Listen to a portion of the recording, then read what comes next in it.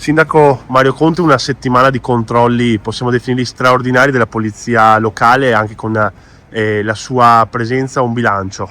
La prima settimana dove il sindaco si affianca ai controlli che sono programmati da sempre da parte della polizia locale e delle altre forze dell'ordine, che ringrazio per il superlativo lavoro che svolgono a sostegno per la sicurezza della nostra comunità. Ho voluto scendere in campo proprio con le forze dell'ordine per vedere in prima persona la realtà dei fatti, le situazioni, quelle che ci vengono segnalate dai cittadini di maggiore degrado, e devo dire che alcune segnalazioni sono assolutamente da prendere in considerazione. Adesso miglioreremo l'illuminazione pubblica, sistemeremo alcune zone dove magari è più marcata la presenza di sporcizie, e quindi ringrazio innanzitutto i cittadini e li invito a continuare a segnalare. Da un punto di vista della sicurezza devo dire che sono decisamente soddisfatto. Sono state rilevate alcune situazioni legate soprattutto allo spaccio, però grandi criticità non ne abbiamo rilevate. Abbiamo controllato i documenti di tantissime persone, continueremo a farlo perché l'obiettivo è quello di far sentire la nostra presenza ai cittadini per bene e far sentire braccati coloro che invece vengono in città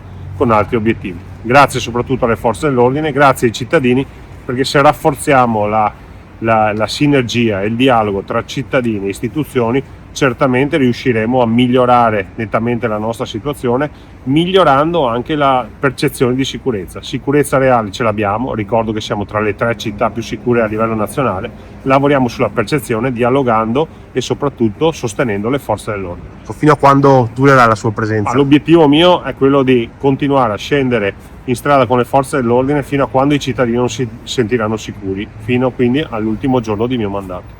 Ecco, i cittadini, abbiamo visto, la ringraziano quando la incontrano. Sì, fa piacere che viene riconosciuto l'impegno, lo sforzo e la presenza, e per questo io continuerò ad essere a fianco dei miei cittadini e a fianco delle forze dell'ordine.